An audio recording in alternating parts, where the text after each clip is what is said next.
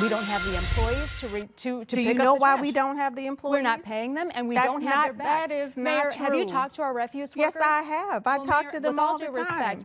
A heated debate tonight right here on 4 Women, the women vying for your vote in St. Louis City's mayoral race, addressing issues asked by you, the viewers. Well, tonight, our John Kipper is bringing you the big moments in reaction from an expert. He joins us in studio tonight. John. Yes, Sam, both candidates gave their plans to grow the city in both business and new residents, how to improve basic city services and make residents feel safe. Mayor Jones pointed to violent crime stats going down, whereas Alderwoman Spencer says city residents can still see crime every day. Tashara Jones asking city residents to give her another 4 years, saying she's made the city safer, and a new 911 dispatch center under construction will improve response times. Well, it takes a while for perception to catch up with reality, and but the numbers are clear that crime is coming down, and we are making significant progress. Alderwoman Spencer hoping to continue her momentum from the primary, saying the city is losing population due to crime and wants cops writing more tickets out on the roads. I'm talking about reckless driving. I'm talking about unlicensed vehicles. I'm talking about the very, very daily reminders that St. Louis has really become fairly lawless in a lot of ways. Spencer has consistently spoken about getting the city back to basics, clearing snow, filling potholes, and taking away trash.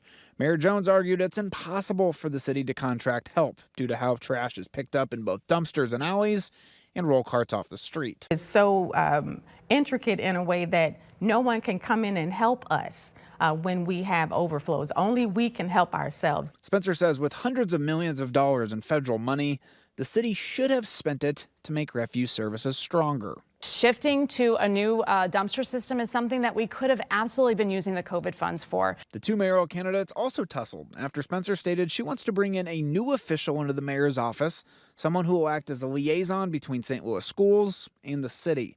Jones argued the city's director of youth and families already does this job. You say that you're going to put this person there, that person is already there. So, that person already exists. Last year when school was starting and there weren't buses provided, there were a whole host of issues that the mayor's office either didn't know about or chose not to get engaged in.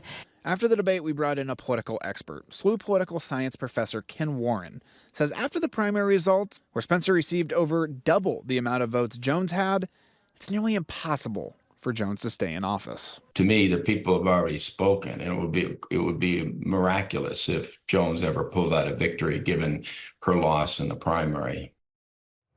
Well, that a very blunt assessment there from the Professor Ken Warren. Did he expand, John, on why it's going to be so hard in that uphill battle for Mayor Jones in the general election? Well, Warren says he's been following politics in the city since the 1970s. As just because the way the city is structured, that there are consistent roadblocks in the way for mayors to truly succeed.